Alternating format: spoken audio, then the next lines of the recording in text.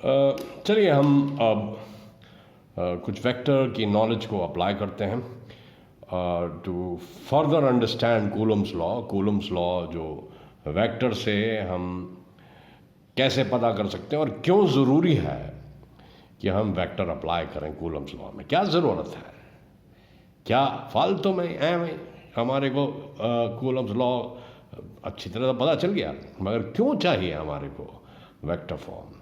तो ये सवाल जब तक आप अपने अंदर नहीं पूछेंगे तो नॉलेज का जो उद्गाम है, यानी कि उसकी जो अंदर से उफान है वो नहीं आएगा। वो एक क्या कहते हैं, आपके अंदर इंक्यूजिटिवनेस होनी चाहिए, तभी क्या कहते हैं नॉलेज बढ़ती है। एनीवे, देखिए वेक्टर हमको पता ही है, vector knowledge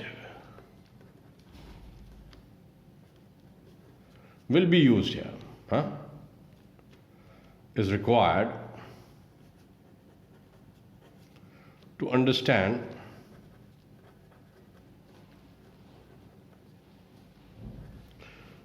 Coulomb's law in a better way।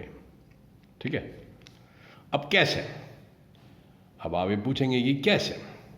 देखिए हमारे को ये पता है कि फोर्स जो है दो चार्जेस के बीच में, चाहे वो सिमिलर हैं या डिसिमिलर हैं, उनके बीच में ये फोर्स होती है। ठीक है, मान लीजिए एक चार्ज Q1 है, A पर पॉजिटिव चार्ज है, हाँ, और B पर Q2 चार्ज है, ये भी पॉजिटिव चार्ज है। तो हमारे को ये तो पता है कि फोर्स ऑन 1 ड्यू टू 2 वो इधर, मतलब वो हम यहाँ से लिख सकते हैं फोर्स ऑन 1 ड्यू टू 2। ठीक है, बट ये कोई डायरेक्शन नहीं बता रहा है हमारे को, मतलब ये सिर्फ न्यूमेरिकल वैल्यू ही तो दे रहा है कूलम्स लॉ के अंदर, है ना। Q1 Q2 R², ये कोई क्या कहते हैं डायरेक्शन, चार्ज का कोई चार्ज वेक्टर तो होता नहीं है।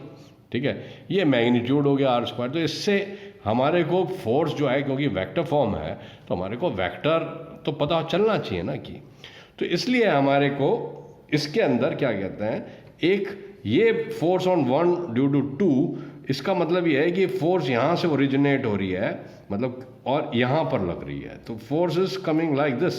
ओके, तो ये डायरेक्शन हमारे को यहाँ पर अगर हम ऐड कर दें तो वो वेक्टर फॉर्म हो गया। That's all, that's all.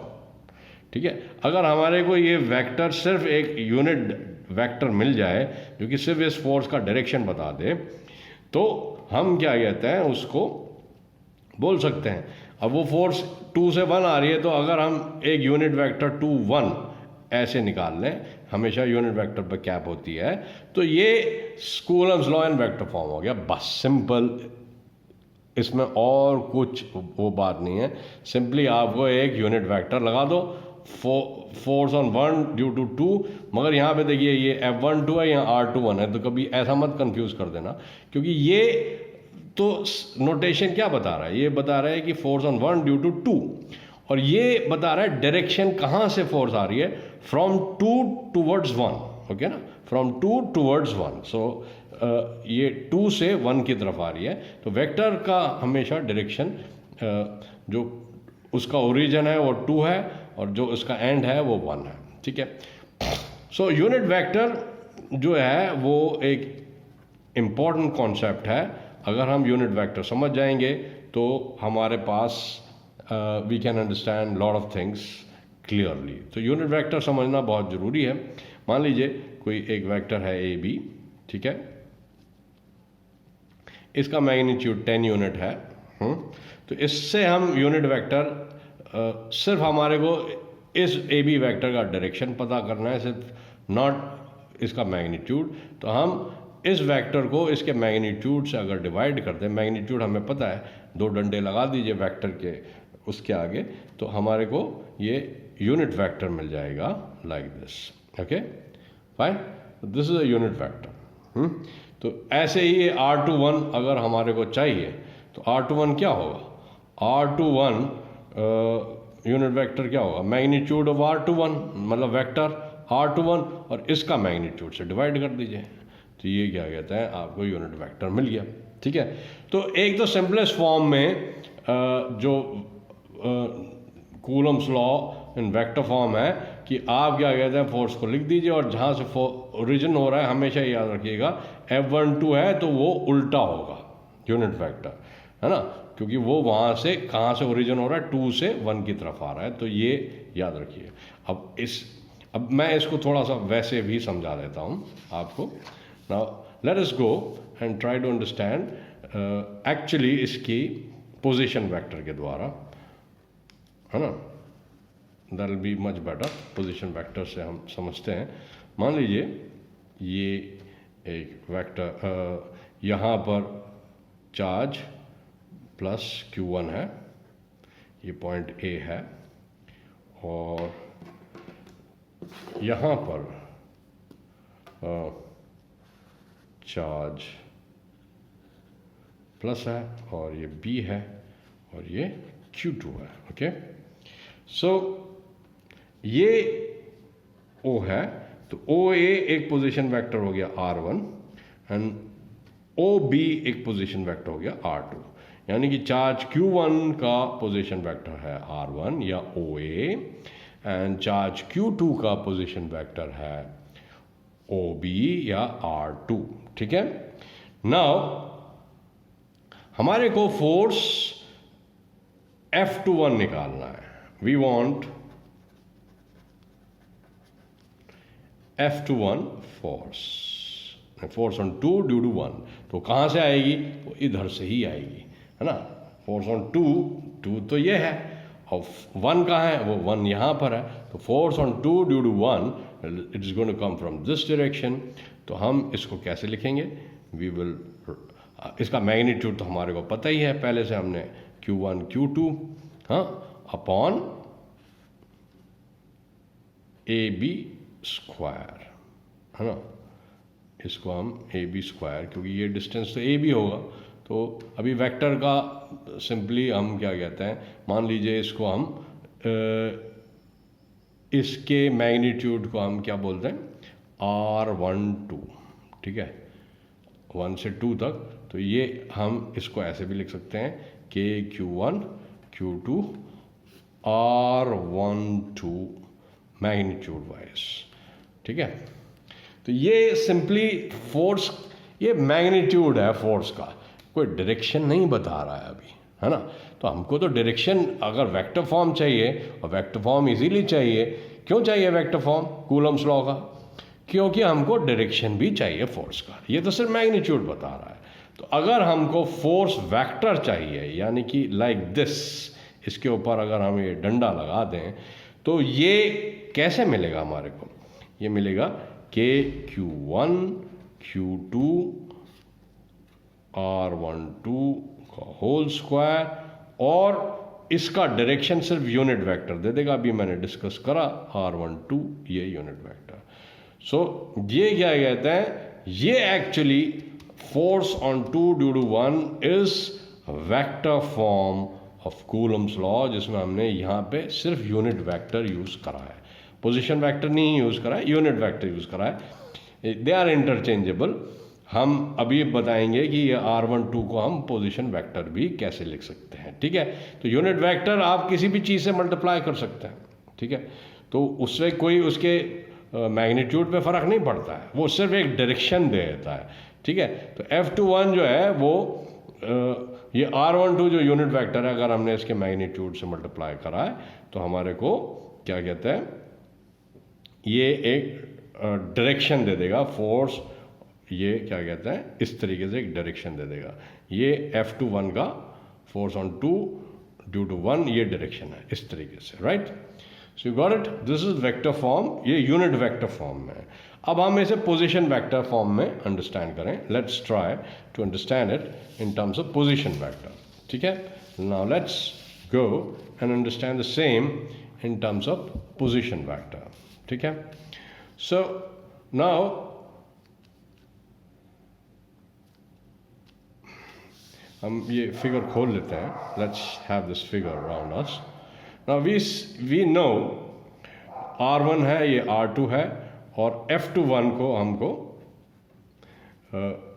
Position vectors F21 जो है यूनिट फॉर्म में, तो यूनिट वेक्टर फॉर्म में क्या हो गया, Q1 Q2 अपॉन R12 का होल स्क्वायर इंटू R12 का मैग्नीट्यूड यूनिट वेक्टर, है ना, हमेशा उस साइड में होगा। तो ये इसी तरीके से आप दूसरी भी लिख सकते हैं। F21 में क्या करेंगे, F12 में क्या करेंगे, F12 में K Q1 Q2 और ये क्या हो जाएगा, 2 से 1 की तरफ जाएगा, तो R21 whole square and R21 vector, यानी कि ये इस साइड में जाएगा। अगर हम F21 निकालें, F12 निकालें, तो F12 इधर होगा ना, इधर इस साइड में होगा, तो F12 का डायरेक्शन फोर्स का इस साइड में है। तो दिस, अगर हम बी ए वैक्टर को बोलें, ये तो ए बी वैक्टर हो गया, ए बी वैक्टर का डायरेक्शन हो गया, बी ए वैक्टर का डायरेक्शन इस साइड में होगा, तो वो R21 होगा, फ्रॉम 2 to 1, ठीक है। तो ये यूनिट वेक्टर्स के टर्म्स में हमारा कूलम्स लॉ आ गया। यूनिट वेक्टर के टर्म्स में you can write Coulomb's law, और इससे आपको साफ नजर आ जाएगा F21 is equal to minus F12, क्योंकि देखिए ये वेक्टर और ये यूनिट वेक्टर तो सेम ही है, मैग्नीट्यूड तो सेम ही है, बट ये 1 to 2, ये 1 से 2 की तरफ है, 2 से 1 की तरफ है, तो इसलिए ये फोर्सेस भी अपोजिट हो गए, ठीक है, राइट। समझ में आई नहीं आई, ये फोर्सेस अपोजिट हो गए। Now let us talk the same force in terms of position vector. अगर हम इसी फोर्स को पोजीशन, मतलब जो वेक्टर फॉर्म है वो पोजीशन वेक्टर के टर्म्स में देखते हैं, position vector form of Coulomb's law. कुछ नहीं है, सिंपली इस यूनिट वेक्टर की जगह हम पोजीशन वेक्टर रख देंगे। जस्ट वेट एंड सी। इसमें देखिए अब व्हाट वी शुड डू, हमारे को पता है कि मान लीजिए हमारे को ये फोर्स निकालनी है F21, ठीक है। F21 में हमारे को ये जो फोर्स है वो क्या कहते हैं, उसमें वेक्टर तो ये यूज होगा ना F21 के अंदर। तो हमने यहाँ पे देखा F21 क्या है, K Q1 Q2 R12 का होल स्क्वायर R12। अब पोजीशन वेक्टर के टर्म्स में हम R12 को अगर निकालना चाहें, ठीक है, ये क्या हो गया, K Q1 Q2 upon R square, ठीक है, R12 का होल स्क्वायर, ठीक है। बट हमको R12 को ये देखना है कि हम पोजीशन वेक्टर R1 और R2 के टर्म्स में कैसे लिखेंगे। तो देखिए ट्राइंगल लॉ, देखिए ये R1 वेक्टर इस साइड में है OA, और R12 वेक्टर किस साइड में है, इधर, ठीक है। और इसको जो इसका जो रिजल्टेंट नजर आ रहा है वो R2 नजर आ रहा है नहीं, क्योंकि ये क्लॉकवाइज हो गए और ये इसका रिजल्टेंट हो गया, है ना। तो हम क्या लिखेंगे, R1 plus R12 is equal to R2। दिख रहा है ना, दिख रहा है, राइट, सॉरी। ये देखिए F21 is equal to K Q1 Q2 upon R12 का होल स्क्वायर। अब हमको क्या कहते हैं, R12 को लिखना है, तो ये ट्राइंगल लॉ हो गया। इसमें R1 प्लस R12, देखिए यहाँ पर दिख रहा है ना आपको, ये R1 प्लस R12 जो है इसका रिजल्टेंट क्या होगा, R2 होगा ना। R1 इधर है, ये R12 इस साइड में है, तो इसका रिजल्टेंट ट्राइंगल लॉ से क्या होगा, देखिए ट्राइंगल लॉ से क्या होगा, ये R2 होगा ना। दिख रहा है नहीं दिख रहा, यू गॉट इट। तो हम then we can write R12 is equal to R2 minus R1, ठीक है। तो अब ये जो R12 है इसकी जगह हम R2 माइनस R1 लिख सकते हैं, ठीक है। We can write down R2 minus R1। So F21 can be written as K Q1 Q2 upon R2 minus R1, ये मैग्नीट्यूड हो गया इस वेक्टर का।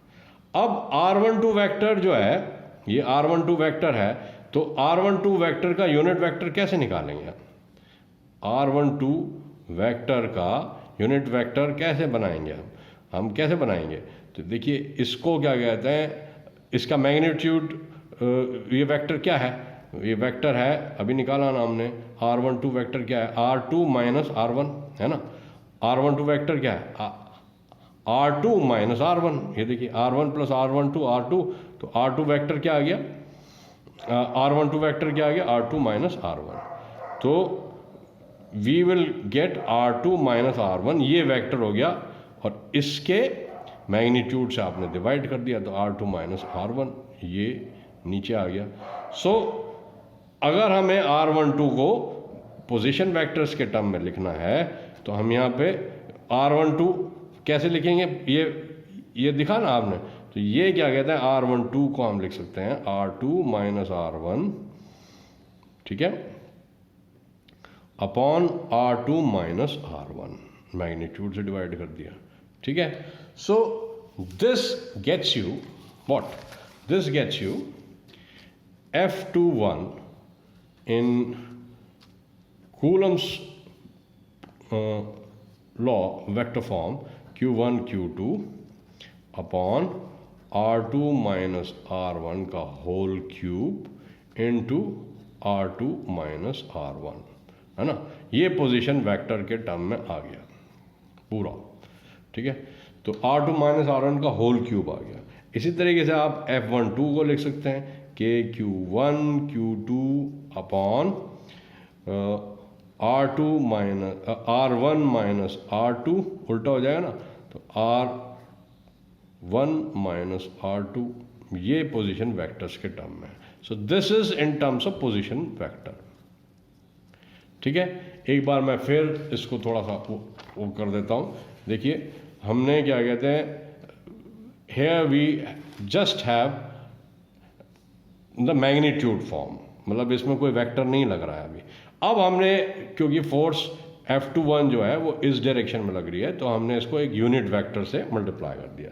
अब यूनिट वेक्टर मैं आपको बता ही चुका हूँ क्या होता है, कि मैग्नीट्यूड से इस वेक्टर को डिवाइड कर दो।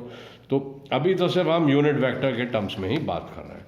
सो ये जो फोर्स हो गई, हम इसको उसका मैग्नीट्यूड लिख दें और सिर्फ यूनिट वेक्टर बता दें, तो उसका डायरेक्शन हमारे को पता चल जाएगा।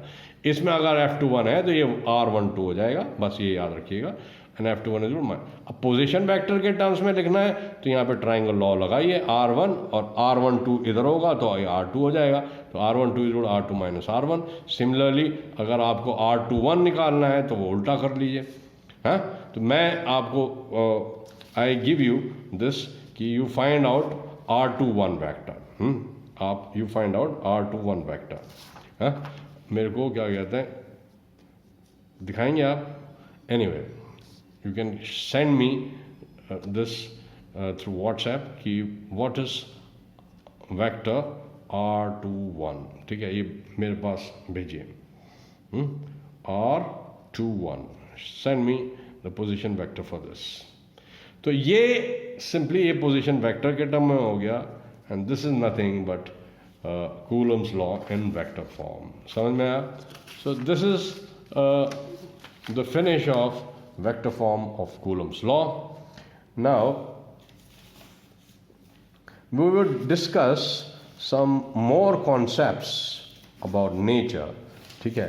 हम कुछ और चीज़ें अभी डिस्कस करेंगे, but over here this is a small video.